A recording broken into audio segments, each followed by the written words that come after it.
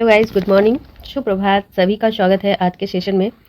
और आज हम देखेंगे सिख संत कवियों को और जो भक्ति काल से संबंधित है फ्रेंड। और ये सभी एग्ज़ाम के लिए इम्पॉर्टेंट है, जो भी आपके हिंदी साहित्य से एग्ज़ाम है, चाहे आपके यूपी टीजीटी पीजीटी हो, बीपीएससी टीजीटी पीजीटी हो, झारखंड हो, केवीएस एनबीएस एलटी एमपी, कहीं का भी आप अगर हिंदी साहित्य से एग्ज़ाम दे रहे हैं तो सभी के लिए इंपॉर्टेंट सेशन है। तो चलिए फ्रेंड, हम शुरुआत करने से पहले आप लोगों से रिक्वेस्ट करते हैं, चैनल को लाइक शेयर कर दीजिए। पहली बार है चैनल पर तो सब्सक्राइब कर लीजिए। कोचिंग के नोट्स हैं, ऑथेंटिक बुक से लिए गए हैं, आपको काफ़ी हेल्प करेंगे। चलिए हम देखते हैं फ्रेंड गुरु नानक देव को। सबसे पहले तो आप जानते हैं गुरु नानक देव का जन्म समय क्या है? 1469 ईस्वी। 1469 ईस्वी में कहाँ? लाहौर के निकट तलवंडी नामक गांव में। तो गुरु नानक का जन्म कहाँ पर हुआ? 1469 ईस्वी में लाहौर के निकट तलवंडी नामक गांव पर, या कहीं कहीं आपको लाहौर भी दे देता है, ठीक है, ऑप्शन में।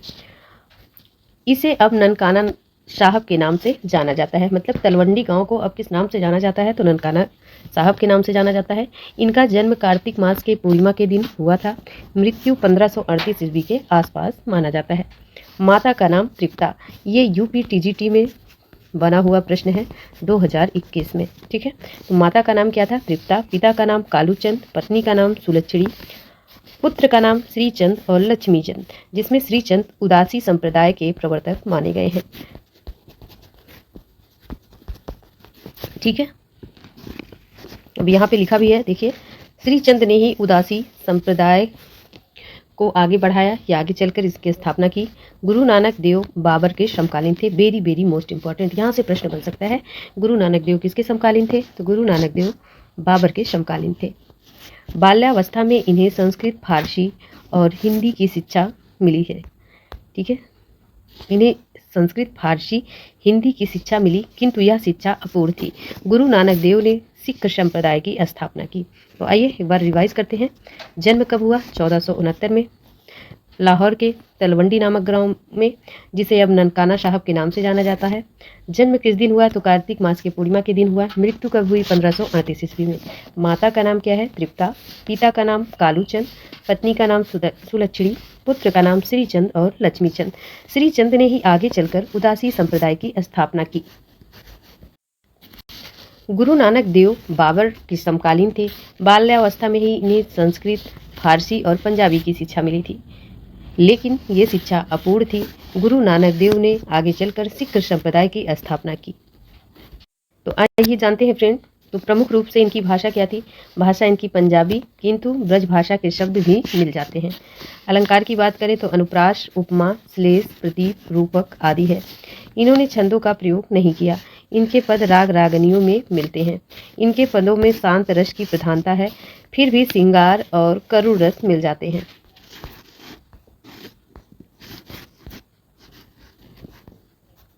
ठीक है। फिर भी राग रागनीय इनके पद मिल जाते हैं, और इनके पद में किसकी प्रधानता है? तो शांत रस की। फिर भी श्रृंगार और करुण रस भी देखने को कहीं कहीं मिल जाते हैं। शिष्य के इनके नाम क्या है? तो रागी, याद रखेंगे। गुरु नानक के शिष्य का क्या नाम है? तो रागी। रचनाएं हैं फ्रेंड, तो रचनाएं इनकी मोस्ट इंपॉर्टेंट है। देखिए, रचनाएं हैं इनकी जपू जी, आशा दीवार, रही राज, सोइला, नसीहतनामा। जपू जी, इसमें नानक दर्शन का सार तत्व है, ध्यान रखेंगे।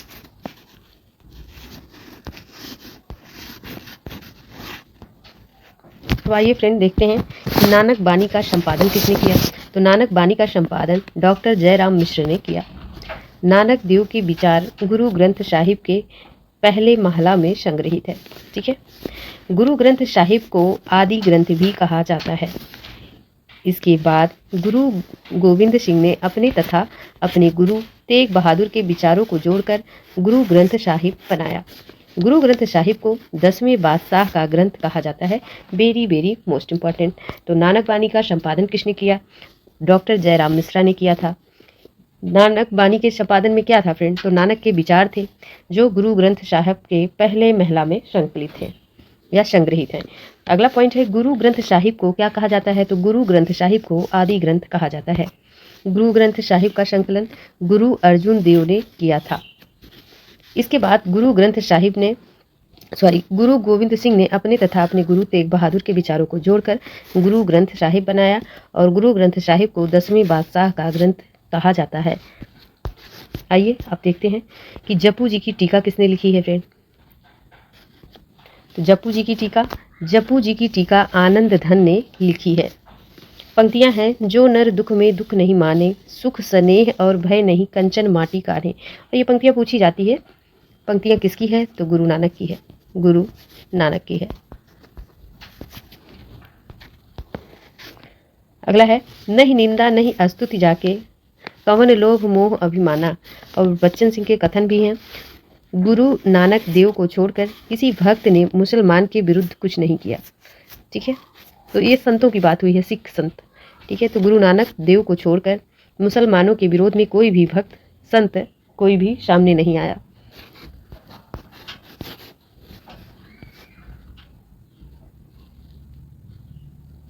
किसी ने मतलब मुसलमानों के विरुद्ध कुछ नहीं लिखा।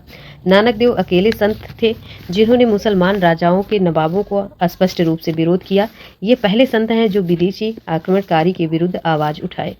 सिख संप्रदाय की परंपरा किससे स्टार्ट मानी जाती है, किससे शुरुआत मानी जाती है? तो सिख संप्रदाय की परंपरा गुरु नानक देव जी से ही मानी जाती है। इसके प्रवर्तक कौन है? तो नानक देव जी हैं। गुरु ग्रंथ साहिब में कितने गुरुओं की चर्चा की गई है? तो गुरु ग्रंथ साहिब में 10 गुरुओं की चर्चा की गई है। पहले नंबर पर आते हैं फ्रेंड, तो गुरु अंगद सिंह। ठीक है, चौथे हैं कि ये पहले हैं, कमेंट कीजिए आप। तो गुरु अंगद सिंह को ही लहना के नाम से जाना जाता है। गुरु का नाम नानक देव था। गुरु नानक देव ने इन्हें अंगद नाम दिया था। गुरु अंगद ने गुरुमुखी लिपि को अस्वीकार किया, अस्वीकार नहीं बल्कि आविष्कार किया। ठीक है, गुरु अंगद ने ही, ऐसा प्रश्न बन सकता है कि गुरुमुखी लिपि को गुरुमुखी लिपि का किसने आविष्कार किया? तो गुरु अंगद ने ही गुरुमुखी लिपि का आविष्कार किया। इनकी रचनाएं दूसरे महिला में संकलित हैं। तो अभी आपने पढ़ा नानक जी के रचनाएं कौन से महिला में संकलित है, तो पहले, और गुरु अंगद देव जी के रचनाएं जो है दूसरे महला में संकलित हैं। और गुरुमुखी लिपि का आविष्कार किसने किया? तो गुरु अंगद देव ने किया। ठीक है, आगे देखते हैं। अब आते हैं फ्रेंड, पहले नंबर पर आपने देखा गुरु अंगद देव। अब दूसरे नंबर पर आते हैं गुरु अमरदास जी। गुरु अमरदास जी, तो ये दूसरे नंबर के गुरु थे। ठीक है, ये दूसरे नंबर के गुरु थे। इनकी रचनाएं दूसरे या तीसरे?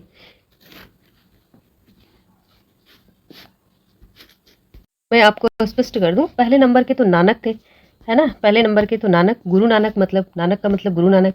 दूसरे नंबर के तो अंगद जी थे, गुरु अंगद मतलब, है ना। एक सेकंड, पहले के नानक थे, ठीक, दूसरे के कौन थे?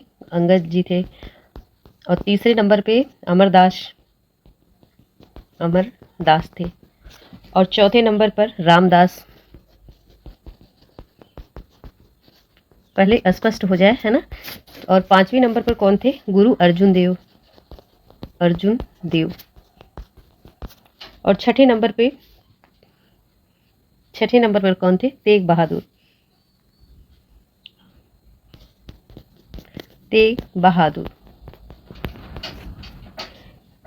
बहादुर जो है 9वें गुरु थे ये। ठीक है, और 9वें महिला में इनकी रचनाएं संकलित थी। इसके बाद आते हैं फ्रेंड गुरु गोविंद सिंह। ठीक, गुरु गोविंद सिंह ये 10वें गुरु थे। और इन्हीं से अंतिम गुरु की मतलब जो चल रहा था सीक्वेंस, इन्हीं से समाप्त माना जाता है, गुरु गोविंद सिंह से ही। ठीक है, तो और छठे सते का तो दिया नहीं है इसमें, क्रम यही है। तो चलिए, जितना है आपके एग्ज़ाम के लिए इतना बहुत है। और इतना ही दिया है। मैंने दृष्टि की भी पुस्तक देखी है फ्रेंड, कहीं पूरा टोटल क्रम नहीं मिलता है, एक आध दो मतलब उसमें से नहीं मिल पाता है। तो देखिए, गुरु अमरदास जो है तीसरे गुरु थे फ्रेंड, और इनकी रचनाएं तीसरे महिला में संकलित है। गुरु रामदास ये अमरदास के शिष्य थे और दामाद दोनों थे। सिखों के ये चौथे गुरु थे। इन्होंने अमृतसर में तालाब बनवाया था। इनकी रचनाएं चौथे महला में संकलित हैं। 5वें नंबर के थे अर्जुन देव जी, ये 5वें गुरु थे, इंपॉर्टेंट हैं, यहाँ से प्रश्न भी बनता है। ये रामदास के पुत्र थे, रामदास के पुत्र थे। इन्होंने 1604 ईस्वी में गुरु ग्रंथ साहिब का निर्माण किया। गुरु अर्जुन देव को अनेक प्रकार की यातनाएं दी और गुरु अर्जुन देव ने हर मंदिर की नींव डाली। ठीक है, अब आते हैं फ्रेंड गुरु अर्जुन देव। तो गुरु अर्जुन देव ये 5वें गुरु थे, रामदास के पुत्र थे। इन्होंने 1604 में गुरु ग्रंथ साहिब का निर्माण किया। गुरु अर्जुन देव को अनेक प्रकार की यातनाएं दी यातनाएं दी गई, मतलब इन्होंने जो ये निर्माण किया, यातनाएं दी गई, यहाँ पे होना था दी गई। गुरु अर्जुन ने हर मंदिर साहब की भी नींव रखी। इन्होंने जालंधर शहर भी बसाया। ठीक है, यहाँ से भी प्रश्न बन सकता है कि जालंधर शहर किसने बनाया, तो गुरु अर्जुन देव ने बसाया। 1600 ईस्वी में इनकी मुलाकात नानक के पुत्र श्रीचंद से हुई। गुरु ग्रंथ साहिब में सबसे ज्यादा रचनाएं अर्जुन देव जी की मिलती हैं। तो कौन कौन सी इनकी रचनाएं हैं? सुखमनी, 52 अखरी, 12 मासा। ठीक है, अब देखिए फ्रेंड, यहाँ पे आते हैं गुरु तेग बहादुर, ये 9वें गुरु थे। ठीक है, अर्जुन देव के बाद डायरेक्ट 9वें पर पहुंच रहे हैं, इसका ध्यान रखना है आपको। ये 9वें गुरु थे, 9वें गुरु थे। इनके बाद गुरु गोविंद सिंह आते हैं। इनके पिता का नाम हर गोविंद साहब था। इन्होंने आनंदपुर शहर बसाया था। बाद में यही आनंदपुर शहर सिखों का प्रमुख केंद्र बन गया। जब औरंगजेब ने कश्मीरी पंडितों पर अत्याचार किया और कश्मीरी पंडितों ने धर्म रक्षा की मांग की और ये रक्षा करते हुए शहीद हो गए। कौन? गुरु तेग बहादुर। तो गुरु तेग बहादुर के आत्म बलिदान को देखकर हिंद की चादर की उपाधि दी गई। तो ये भी प्रश्न बन सकता है, हिंद की चादर की उपाधि किसको दी गई? तो गुरु तेग बहादुर को दी गई। जहाँ इनका सिर काट दिया गया वह चांदनी शीशगंज के नाम से है, इसका ध्यान रखेंगे। ठीक है, तो जहाँ पर गुरु तेग बहादुर जी का शीश काट दिया गया उस एरिया का या उस स्थान का नाम क्या पड़ गया? तो चांदनी शीशगंज नाम से जाना गया। और इनके ग्रंथ, क्योंकि ये 9वें गुरु थे, तो इनके ग्रंथ जो है 9वें महला में संकलित हैं। तो देखिए फ्रेंड्स, सबको नहीं देखना है, जो आपके सिलेबस के अकॉर्डिंग है उन्हीं पर चर्चा की गई है, वही आपके बुक में है। अब बात करते हैं फ्रेंड गुरु गोविंद सिंह की। अब गुरु गोविंद सिंह 10वें अर्थात अंतिम गुरु थे। ठीक है, गुरु गोविंद सिखों के 10वें अथवा अंतिम गुरु थे। ये गुरु तेग बहादुर के पुत्र थे। इनका मूल नाम गोविंद राय था। खालसा पंथ की शुरुआत इन्होंने की। यहाँ से प्रश्न भी बनता है, खालसा पंथ की स्थापना किसने की? तो गुरु गोविंद सिंह। गुरुओं की परंपरा इन्हीं से समाप्त मानी जाती है और स्वयं को अंतिम गुरु बताया गुरु गोविंद सिंह ने। दशम ग्रंथ, इनके अंतर्गत 10 रचनाएं आती हैं। इनके अंतर्गत जो 10 रचनाएं हैं फ्रेंड, तो जपू जी, विचित्र नाटक, ज्ञान प्रबोध, चौपाइयाँ, शब्द हजारे, जफरनामा, स्त्री चरित। ठीक है, फिर से देखिए, जपू जी, विचित्र नाटक, ज्ञान प्रबोध, चौपाइयाँ, शब्द हजारे, जफरनामा, स्त्री चरित। इन्होंने, और एक मोस्ट इम्पॉर्टेंट ये भी प्रश्न बनता है, दुर्गा सप्तशती का अनुवाद किसने किया? तो इन्होंने दुर्गा सप्तशती का अनुवाद किया, किस नाम से किया? तो चंडी चरित नाम से किया। चंडी चरित नाम से इन्होंने दुर्गा सप्तशती का अनुवाद किया। आगे बढ़ते हैं। अब आइए फ्रेंड, बात करते हैं सिंगा जी की। तो इनकी रचनाएं पढ़ने में बहुत अच्छा लगता है, क्योंकि इनकी रचनाएं जो है, जितनी भी इनकी रचनाएं हैं, सब में इनका नाम आता है ना। तो चलिए देखते हैं, सिंगा जी का जन्म समय कब है फ्रेंड? 1519 ईस्वी। स्थान मध्य प्रदेश के बड़वानी रियासत के खजूर नामक ग्राम में हुआ था। जाति अगर पूछी जाए तो ग्वाल परिवार है। समाधि स्थल इनका किंकड़ नदी के तट पर। भाषा कैसी थी? निमाड़ी। उपासना किसकी करते थे ये? तो पिपल्या जंगलों में ये उपासना करते थे। और किसकी उपासना की इन्होंने? तो निर्गुण ब्रह्म की उपासना की। ठीक है, तो सिंगा जी का जन्म समय 1519 ईस्वी। अगर जगह की बात कर लें तो मध्य प्रदेश के बड़वानी रियासत के खजूरपुर नामक गांव में हुआ था। जाति इनकी ग्वाला थे। ग्वाला का मतलब वही गाय चराने वाले यदुवंशी लोग, है ना, यादव नहीं पहले, मतलब अब मुझे इतना नहीं पता, लेकिन मुझे जहाँ तक लगता है कि यदुवंशी ज़्यादा ग्वाला होते थे। आप स्पष्ट कीजिएगा कमेंट में, क्योंकि मुझे बहुत ज़्यादा डिटेल नहीं पता है इसके बारे में। समाधि स्थल इनका किंकर देवी नदी के तट पर। भाषा निमाड़ी थी। उपासना पिपल्या के जंगलों में ये निर्गुण ब्रह्म की करते थे। रचनाओं की बात करें फ्रेंड, तो इनके 800 पद बताए गए हैं और सभी प्राप्त नहीं हैं। बताए तो 800 गए हैं, लेकिन सभी प्राप्त नहीं हैं। सभी प्राप्त नहीं हैं। रमेश चंद्र गंगराडे ने सिंगा जी की रचनाओं का संकलन निर्माण के संत सिंगा जी के नाम से किया था। तो रचनाएं हैं इनकी रचनाएं बहुत ही इजी हैं, ठीक है, क्योंकि इनका नाम आता है इनकी रचनाओं में। तो सिंगा जी का आत्मबोध, सिंगा जी का दृढ़ उपदेश, सिंगा जी का नरद, सिंगा जी का सरद, सिंगा जी की वाणी, सिंगा जी की बाणी बली आदि, सिंगा जी का शतवार, सिंगा जी की 15 तिथि, सिंगा जी की 12 मासी, सिंगा जी का भजन, सिंगा जी का दोष बोध। ठीक है, तो नाम में इनके सिंगा लगेगा, वैसे कभी पूछा नहीं गया इनकी रचनाएं। चलिए और पंक्तियां कुछ देखते हैं फ्रेंड। तो ये पंक्तियां हैं, जल बिच कमल, कमल बिच कलियां, जहाँ वासुदेव अविनाशी, घर में गंगा घर में जमुना, नहीं द्वारका काशी। तो ये किसकी पंक्ति है? सिंगा जी की, आप याद रखेंगे। ठीक है, जल बिच कमल, कमल बिच कलियां, जहाँ वासुदेव अविनाशी, घर में गंगा घर में जमुना, नहीं द्वारका काशी। देखिए फ्रेंड, हवा बहुत तेज चल रही है तो इसलिए थोड़ा सा खिड़की से खटखट की आवाज़ आ रही है, तो एडजस्ट करिएगा आप भी। देखिए अब बात करते हैं हम लाल दास की। तो लाल दास फ्रेंड कहाँ के रहने वाले थे? तो अलवर राजस्थान के रहने वाले थे। ये जन्म समय इनका 1540 ईस्वी और स्थान अलवर राज के थौली धूपपुर राजस्थान में। मृत्यु इनका 1668 ईस्वी। ये गृहस्थ आश्रम में रहकर तपस्या करते थे। इनकी समाधि नगला भरतपुर में थी। रचना है लाल दास की चेतावनी। ठीक है, बहुत ही प्यारी रचना है लाल दास की चेतावनी। तो एक बार फिर से देखिए, रिवाइज कीजिए। जन्म समय 1540, स्थान अलवर राज्य धौली धूपपुर राजस्थान, मृत्यु 1668 ईस्वी। ये गृहस्थ आश्रम में रहकर तपस्या करते थे। इनकी समाधि स्थल नगला भरतपुर में और रचना लालदास की चेतावनी। चलिए फ्रेंड, अब बात करते हैं दादू दयाल का। तो दादू दयाल का समय क्या माना जाता है? 1544 ईस्वी। स्थान अहमदाबाद का गुजरात। आचार्य शुक्ल और पीताम्बर दत्त बर्थवाल परशुराम चतुर्वेदी के अनुसार। ठीक है, तो दादू दयाल का जन्म कहाँ माना जाता है? अहमदाबाद गुजरात में, और समय 1544 ईस्वी। जाति की बात करें तो सुधाकर द्विवेदी के अनुसार ये धुनिया जाति के थे और पीताम्बर दत्त बर्थवाल के अनुसार ये गुजराती ब्राह्मण थे, याद रखेंगे।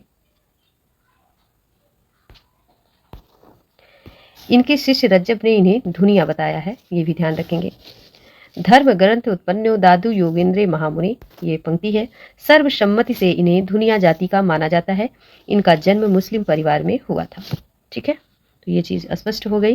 पीताम्बर दत्त बर्थवाल के अनुसार ये क्या माने जाते हैं? तो गुजराती ब्राह्मण माने जाते हैं। बस यही एक वर्ड आपको याद रखना है। ठीक है, तो धर्म ग्रंथे उत्पन्नो दादू योगेंद्र महामुनि, ये पंक्तियां भी याद रखेंगे, दादू दयाल की है। और सर्वसम्मति से इन्हें धुनिया जाति का ही माना जाता है। जन्म इनका किस परिवार में हुआ था? तो अगर धुनिया जाति के माने जाते हैं तो जन्म इनका मुस्लिम परिवार में हुआ था, ये भी ध्यान रखेंगे आप।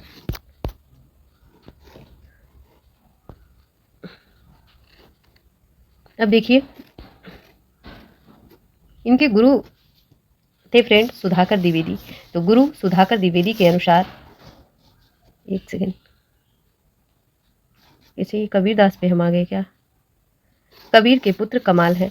और जन गोपाल के जन्म लीला के परिचय के अनुसार गुरु का नाम वृद्ध भगवान है। कबीर के पुत्र इसमें कहाँ से आ गए?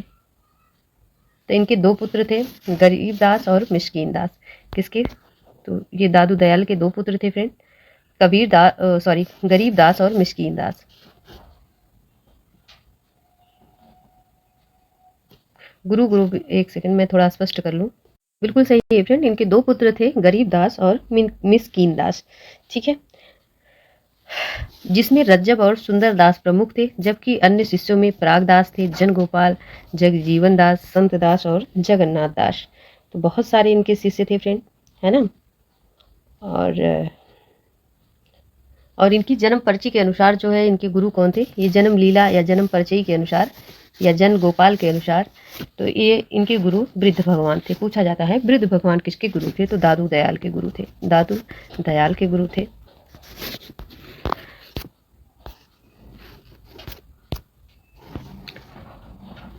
तो देखेंगे आप, दादू दयाल का वास्तविक नाम महाबली था। ये साबरमती नदी में बहते हुए पाए गए थे। ये लादी नामक ब्राह्मण को मिले थे जिसने इनका पालन पोषण किया था। दादू दयाल ने सर्वाधिक समय राजपुताने में व्यतीत किया, जिसके कारण इन्हें राजपुताने का संत कहा गया। ये 14 वर्ष तक आमेर में रहे, फिर नराना आकर बस गए। नराना के आगे भराने की पहाड़ी है, वहाँ ये 1601 ईस्वी में इनकी मृत्यु हो गई। तो ये भी पूछा जाता है दादू दयाल की मृत्यु कहाँ पर हुई, तो नराना के आगे भराने की पहाड़ी में। ठीक है, वहाँ आके इन्होंने 1601 में अपने प्राण त्याग दिए थे। नोट्स है, भराने की पहाड़ी में इनकी मृत्यु हुई थी। तो दादू दयाल के प्रभाव को देखकर अकबर ने इन्हें फतेहपुर सीकरी बुलाया, जहां पर अकबर के साथ 40 दिनों तक सत्संग चला। दादू के सत्संग स्थल को अलख दरीबा के नाम से जानते हैं। दादू के सत्संग स्थल को किसके नाम से जानते हैं, तो अलख दरीबा के नाम से जानते हैं। और ये अलख दरीबा है कहाँ पे, तो इन्हें अकबर ने इनके बारे में सुनकर इनको बुलाया था, कहाँ पर, फतेहपुर सीकरी में। तो वहाँ पर अकबर के साथ इनके 40 दिन तक सत्संग चले थे, और उस स्थान का नाम क्या है, अलख दरीबा, ध्यान रखेंगे। दादूपंथी लोग निर्गुण पंथियों के सम्मान में स्वयं को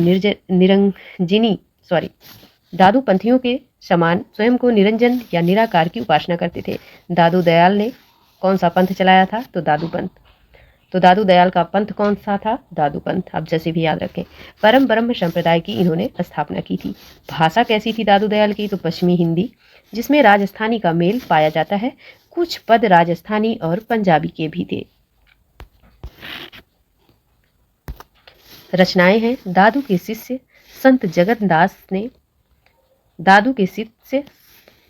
संत जगन्नाथ ने हर्रे बाणी नाम से इनकी रचनाओं का संकलन किया। इनके शिष्य रज्जब ने इनकी रचनाओं का संकलन अंगबधू के नाम से किया।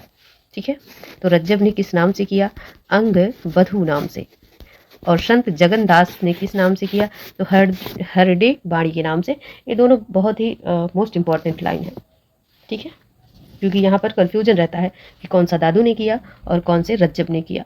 ठीक है, तो कोई चीज़ जच जाता है आपको, जब कोई चीज़ जच जाता है, रच जाता है, कहाँ रचता है, कहाँ जचता है, आपके अंग पर। ठीक है, तो रज्जब ने अंगमधु का संकलन किया था, और संत दास जगन्नाथ ने हरडेवाणी नाम से इनकी रचनाओं का संकलन किया था। देखिए, संकलन एक ही था, हरडे बाणी नाम से इनकी रचनाओं का संकलन किसने किया, तो संत जगन्नाथ ने। फिर इसी का संकलन, मतलब हरडे बाणी का ही संकलन जो हुआ था, फिर इसी का पुनः संकलन किसने किया, रज्जब ने किया। तो जब रज्जब ने संकलन किया तो किस नाम से कर दिया, अंगबधू। ठीक है, बस इतनी सी बात है याद रखने की। तो चलिए अब आगे बढ़ते हैं फ्रेंड। इनकी रचना, ठीक है, इनकी एक रचना काया बोली के नाम से मिलती है। परशुराम चतुर्वेदी ने इनकी रचनाओं का संकलन दादू दयाल नाम से किया था। ये भी ये बात आप याद रखेंगे। ठीक है, ये भी मोस्ट इंपॉर्टेंट है। तो परशुराम चतुर्वेदी ने, ठीक है, इनकी रचनाओं का संकलन दादू दयाल नाम से किया था। पंक्तियां हैं फ्रेंड, बहुत इंपॉर्टेंट पंक्ति है इनकी। घी दूध में रमी रहा व्यापक सबही ठौर, दादू वक्ता बहुत मति काढ़े ते और। ठीक है, तो ये किसकी पंक्ति है, दादू दयाल की है। और अगली पंक्ति जो है फ्रेंड, यही मसीत या देहरा सतगुर दिया दिखाए, भीतर सेवा बंदगी बाहर काहे जाए। ठीक है, तो ये भी पंक्ति किसकी है, दादू दयाल की है। और जो मोस्ट इंपॉर्टेंट पंक्ति है friend, very very most important पंक्ति है, भाई रे ऐसा पंथ हमारा। ठीक है, भाई रे ऐसा पंथ हमारा किसकी पंक्ति है, तो दादू दयाल की। अगली इन्हीं की पंक्ति है फ्रेंड, अपना मस्तक काट के वीर हुआ कबीर। अपना मस्तक काट के वीर हुआ कबीर। अब कबीर नाम आ गया तो आप कबीर पर नहीं जाएंगे। ये पंक्ति किसकी है, दादू दयाल की है। अब आइए फ्रेंड बात करते हैं सुंदरदास की। हम 10 मिनट का समय और लेंगे फ्रेंड। 10 मिनट में आपके ये जितने भी सिख संत थे ये समाप्त हो जाएंगे। इसके बाद आपकी सूफी काव्य परंपरा आ जाएगी। तो 10 मिनट के लिए अगर हम एक और क्लास लेते हैं तो ठीक नहीं होगा। ठीक है, बल्कि ये आपकी 30-35 मिनट 40 मैक्सिमम की क्लास रहेगी। तो आप ज़रूर देखिएगा, पूरा देखिएगा, और चैनल को लाइक शेयर जरूर कर दीजिएगा, सब्सक्राइब भी कर लीजिएगा अगर आप पहली बार हैं तो। चलिए देखिए आप सुंदरदास को। तो सुंदरदास का जन्म कहाँ पर हुआ था फ्रेंड, तो सुंदरदास का जन्म राजस्थान की धौसा खंडेलवाल में हुआ था। ठीक है, जन्म समय इनका 1596 ईस्वी है। जाति के ये बनिया थे। बनिया का मतलब वैश्य। गुरु इनके दादू दयाल थे। माता का नाम सती था, याद रखेंगे आप। पिता का नाम परमानंद, मृत्यु इनकी शांगा 1689 ईस्वी में हुई थी।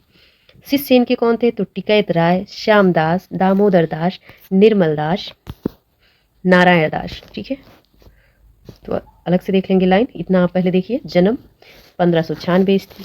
स्थान जन्म तो धौसा राजस्थान के खंडेलवाल के ये बनिया थे। जाति इनकी वैश्य, गुरु का नाम दादू दयाल, माता का नाम सती, पिता का नाम परमानंद, मृत्यु इनकी शांगानेर 1689 ईस्वी। देखिए, हम ये भी बताते चल रहे हैं कि ये प्रश्न पूछा गया, ये प्रश्न आया नहीं, बिल्कुल झूठ नहीं है, एकदम सत्य बात बताते हैं आपको, क्योंकि हम जहाँ से पढ़ा रहे हैं, जहाँ भी हमने नोट्स बनाए, वहाँ पर हमने ये लिख लिए कि ये क्वेश्चन यहाँ इस ईयर में पूछा गया, इस फला एग्जाम में। ठीक है, तो ये चीज़ आप ध्यान रखेंगे। आप प्रीवियस ईयर उठा के देख भी सकते हैं, कोई चीटिंग नहीं है, एकदम सत्य बात है फ्रेंड। ठीक है, तो यहाँ से प्रश्न कैसे बना हुआ है कि सुंदर दास के गुरु का क्या नाम है? तो दादू दयाल। ठीक है, सुंदर दास के गुरु का नाम पूछा गया है। सुंदर दास के गुरु का नाम राजस्थान परीक्षा में ही पूछा गया है। गुरु का नाम क्या था? तो दादू दयाल। आप याद रखेंगे, दादू दयाल। चलिए आगे देखेंगे। इनके शिष्यों की बात करें फ्रेंड, तो इनके बहुत सारे शिष्य थे। शिष्य इनके टिकैत राय थे, श्याम दास थे, दामोदर दास थे, निर्मल दास थे, नारायण दास, सुंदर दास दादू दयाल के शिष्य थे। याद रखेंगे। जब दादू दयाल धौसा राजस्थान में भ्रमण पर गए थे, वहीं सुंदर दास से मुलाकात हो गई और सुंदर दास दादू के शिष्य बन गए। इसके पश्चात सुंदर दास जगजीवन दास के साथ काशी गए, जहाँ 30 वर्ष तक संस्कृत व्याकरण आदि पढ़ते रहे। इन्होंने संस्कृत व्याकरण पर विशेष रुचि दिखाई। कवित्त सवैया में ये सिद्धहस्त थे और संत काव्य परंपरा में सर्वाधिक पढ़े लिखे शिक्षित थे। और ये भी प्रश्न बना हुआ है कि सर्वाधिक संतों में सर्वाधिक पढ़े लिखे कौन थे? संतों में सर्वाधिक पढ़े लिखे कौन थे? ठीक है, तो सर्वाधिक पढ़े लिखे कौन थे? कौन थे?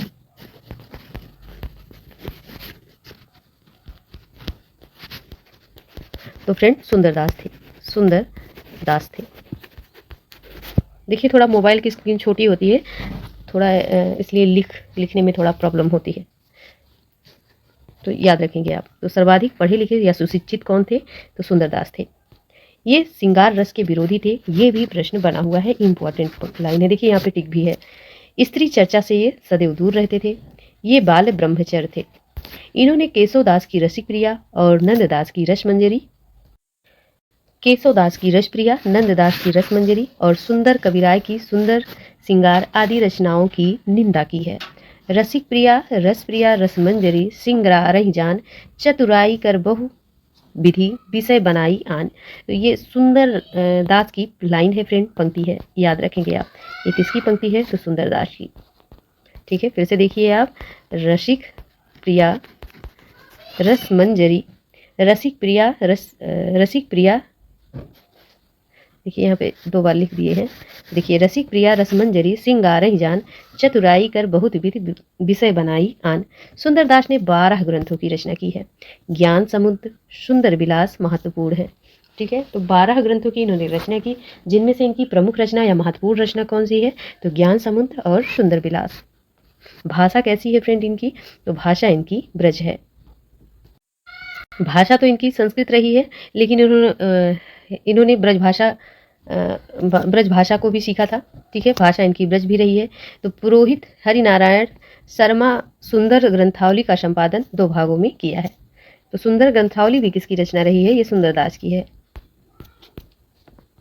अब आइए फ्रेंड, हम देखेंगे बाबा लाल दास को। बाबा लाल दास की बात करें फ्रेंड, तो इनका जन्म 1590 में हुआ था और मृत्यु 1655 ईस्वी में हुआ था। माता का नाम इनकी कृष्णा देवी, पिता का नाम भोलानाथ था। पंजाब गांव के कुशपुर गांव में जन्म हुआ था। गुरु इनके चैतन्य स्वामी थे। संप्रदाय बाबा लाली संप्रदाय। 8 वर्ष की अवस्था में प्रमुख धर्म ग्रंथों का अध्ययन किया था इन्होंने। 10 वर्ष की अवस्था में ही इन्हें वैराग्य हो गया। तो देखिए, 8 वर्ष की अवस्था में इन्होंने वैराग्य ग्रंथों की अध्ययन किया और इन्हें 10 वर्ष की अवस्था में ही वैराग्य हो गया। चैतन्य स्वामी से आज्ञा मांगकर 22 शिष्यों को लेकर ये भ्रमण पर चल भी गए। सोचिए आप, सोचने वाली बात है कि 8 वर्ष की अवस्था में इन्होंने पढ़ाई लिखाई अपना किया, धर्मों से ज्ञान अर्पण किया। उसके बाद 10 वर्ष की अवस्था में इन्हें वैराग्य भी हो गया, इनके 22 शिष्य भी बन गए और उन्हें लेकर ये निकल पड़े। ठीक है, तो बड़ौदा में एक इनका मठ है, जिसे बाबा लाल की शैली कहा जाता है, शैल कहा जाता है। इस संप्रदाय का प्रधान स्थान गुरुदासपुर श्री ध्यानपुर गांव जो बाबा लाल के विचारों का संग्रह नादरीनिकात नामक ग्रंथ से मिलता है। बाबा लाल तथा दारा सिकोह का वार्तालाप असरारे मार्फत में मिलता है। ठीक है, तो देखिए बड़ौदा में इनका एक मठ भी है जिसे बाबा लाल का शैल कहा जाता है। इस संप्रदाय का प्रधान स्थान गुरुदासपुर का श्री ध्यानपुर गांव जो बाबा लाल के विचारों का संग्रह नादरीनिकात नामक ग्रंथ में मिलता है। बाबा लाल दारा सिकोह का वार्तालाप असरारे मार्फत में मिलता है। ये विशुद्ध एकेश्वरवादी थे। तो विशुद्ध एकेश्वरवादी संत कौन थे? तो बाबा लाल दास। ध्यान रहे। अब आइए फ्रेंड बात करते हैं मलुकदास। तो मलुकदास का जन्म कब हुआ था? तो मलुकदास का जन्म 1574 ईस्वी कृष्ण पक्ष पंचमी के दिन माना जाता है, कड़ा इलाहाबाद में। ठीक है, मलुकदास का जन्म 1574 ईस्वी में कृष्ण पक्ष की पंचमी के दिन कड़ा इलाहाबाद में माना जाता है।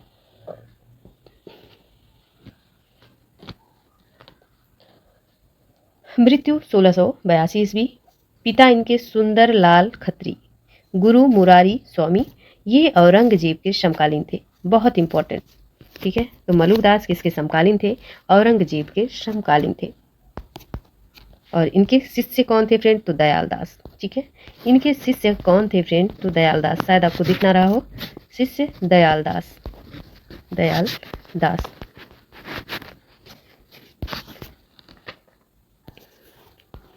और कौन थे? केशव दास थे, यहाँ पे तो दिखाई दे रहा होगा। सुदामा दास, गरीब दास, पूरन दास, सुथरा दास। ध्यान रहे, सुथरा दास भी थे इनके शिष्य। अब आइए बात करते हैं धर्मदास की। धर्मदास के बारे में तो आप जानते हैं। धर्मदास कौन थे?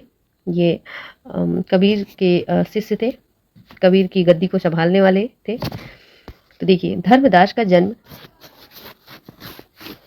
चलिए पहले यहाँ से देखिए, ये बांधवगढ़ के बनिया थे। ये बांधवगढ़ के बनिया थे, कबीर के शिष्य थे। कबीर की मृत्यु के पश्चात ये कबीर की गद्दी को संभाले थे, या कबीर की गद्दी इन्होंने प्राप्त की थी। इन्होंने कबीर की रचनाओं का संकलन बीजक नाम से किया था। धर्मदास की बानी किस नाम से किया था? कबीर की रचनाओं का संकलन, तो धर्मदास की बानी सुख निधान इनकी स्वयं की रचना है। ठीक है, तो कबीर की रचनाओं का संकलन इन्होंने बीजक नाम से किया था, और इनकी जो खुद की स्वयं की रचना है या धर्मदास की रचना है तो धर्मदास की बानी और सुख निधान। चलिए फ्रेंड अब बात करते हैं संत रज्जब की। तो संत रज्जब का समय कब है? 1567 ईस्वी। मृत्यु 1689 ईस्वी। अभी आपने पढ़ा है कि 1689 ईस्वी और किसकी मृत्यु है? आप कमेंट कीजिए। तो पूरा नाम क्या है रज्जब का? तो रज्जब अली खां। गुरु का नाम दादू दयाल है। दादू दयाल की रचनाओं का संकलन रज्जब ने अंगबधु नाम से किया है।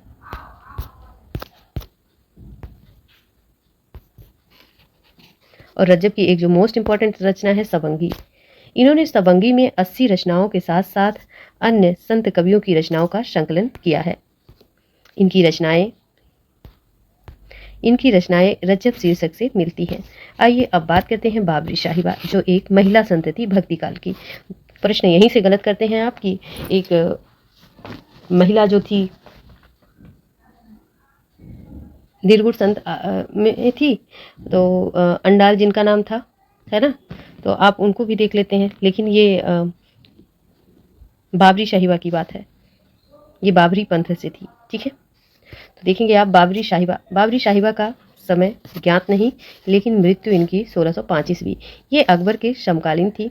इन्होंने बाबरी पंथ की स्थापना की। बाबरी पंथ का संबंध संत संप्रदाय से है। इनका जन्म उच्च कुल में हुआ था। संत सदना, तो जन्म 14वीं सदी के मध्य माना जाता है संत सदना के अनुसार। इनकी रचनाएं गुरु ग्रंथ साहिब में संकलित हैं। तो अंदाल जो थी ना, वो ये आदिकाल की सिद्ध या नाथों से संबंधित थी फ्रेंड। ठीक है, जिनको गोदा कहा जाता था, और इन्हें दक्षिण की मीरा भी कहा जाता था, है ना। चलिए बात करते हैं बाबरी साहिबा के बारे में। आपने देखा, अब आइए देखते हैं संत सदना।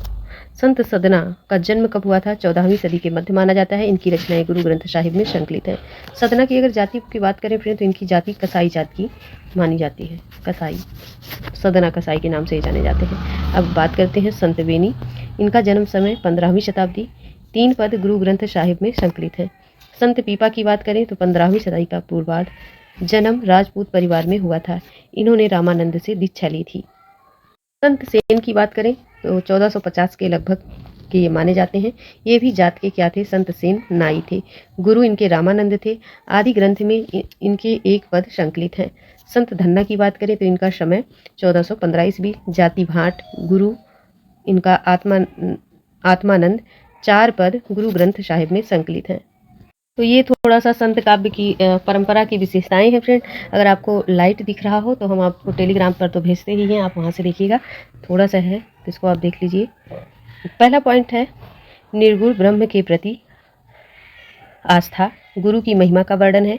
बाह्य आडंबर का विरोध, शास्त्र ज्ञान का विरोध और वर्ण व्यवस्था में नीति व्यवस्था का विरोध, सांप्रदायिकता का विरोध, आत्मानुभूति पर बल दिया गया, रहस्यमयी भावनाओं थी और नाम स्मरण पर बल दिया गया, लोक संग्रह की भावनाएं थी, दोहा चौपाई छंद का प्रयोग हुआ, सदुक्कड़ी देखिए सदुक्कड़ी भाषा का प्रयोग हुआ, शांत रस की प्रधानता रही, एकेश्वरवाद पर बल दिया गया। तो फ्रेंड ये संत साहित्य की काव्य परंपरा यहीं पर समाप्त होती है। कहने का तात्पर्य ये है कि आज जो है भक्ति काल समाप्त हो गया। भक्ति काल समाप्त हो गया। समाप्त या फिर संपन्न हो गया। ठीक है, संपन्न हो गया या पूरा हो गया, जो भी आप समझे। तो फ्रेंड अब हम शुरुआत करेंगे सूफी काव्य की। ठीक है, तो आप ज़्यादा से ज़्यादा वीडियो को लाइक शेयर कीजिएगा, नोटिफिकेशन ऑन रखिएगा। ठीक है, चैनल पर बने रहिएगा, कंटिन्यू देखिएगा। पूरा आधुनिक काल तक हम कंप्लीट कराएंगे, कुछ भी नहीं बचेगा, ना आपका गद्य ना पद्य। तो लाइक शेयर कीजिएगा, रिक्वेस्ट है फ्रेंड, सब्सक्राइब जरूर कीजिएगा चैनल को। Thank you.